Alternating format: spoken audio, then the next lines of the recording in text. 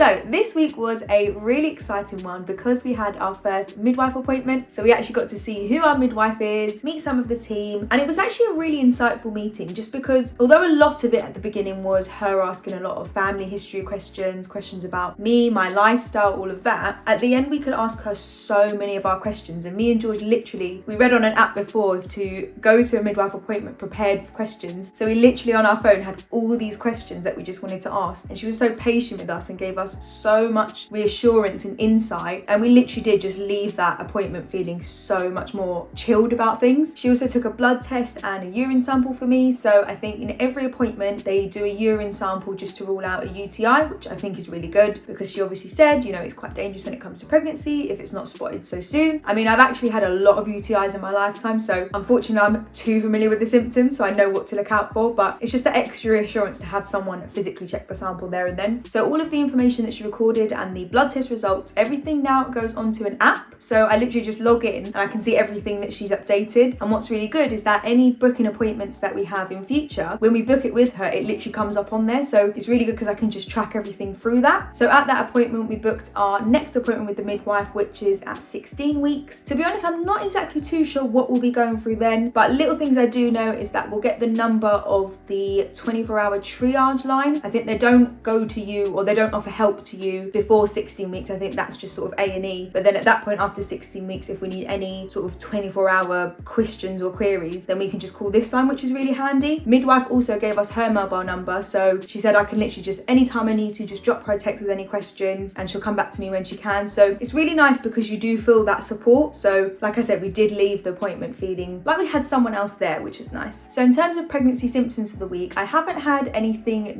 new. I've just basically had a continuation of everything that I've been experiencing. So when it comes to fatigue, still feeling tired at times where I literally just can't be bothered to get off the sofa. Even getting up in the mornings has been a struggle, and I'm usually such a morning person, but you know, still trying to go on with it, still keeping up with my pregnancy workouts, but just taking my time throughout the day. And if I'm really tired, just listening to my body and just taking that rest, because I know that this won't last forever. It's just the early symptoms, and you know what, I'm enjoying everything that I feel with this pregnancy. So yeah, it's bittersweet. The nausea is still here with a vengeance, and it literally will hit me at the most random times. I started thinking, oh yeah, I've got this routine where it kind of comes at 11 and then by the time I've eaten lunch it fades away and then it stops, but that literally went so out the window when I'd somehow randomly get it in the evening sometimes. And annoyingly, sometimes it would be when I'm eating dinner, which I think I've mentioned before in previous weeks, where I'm hungry and I'm literally about to eat dinner and then I just start feeling sick and I just get put off. But because I know I need to eat, I'm literally eating, but it just feels like a struggle. And this is food that I love normally, and it's so frustrating because I'm basically fighting against my own taste buds at this point. But you know, again, nausea has always been said to be good because it's to do with the HCG levels being high. But then again, some people don't experience nausea or morning sickness at all. So it is literally so unique to each person. But again, I'm just happy that I'm experiencing it, feeling the goodness of what it is all about. You know, growing a baby is not an easy thing, so I'll take everything that comes with it. One of the first symptoms that I ever experienced and is still with me today is the frequent urination. Literally, I can't go more than a few hours at night without weeing. At least 2 to 3 times a night I get up, which now it's getting quite cold is very hard.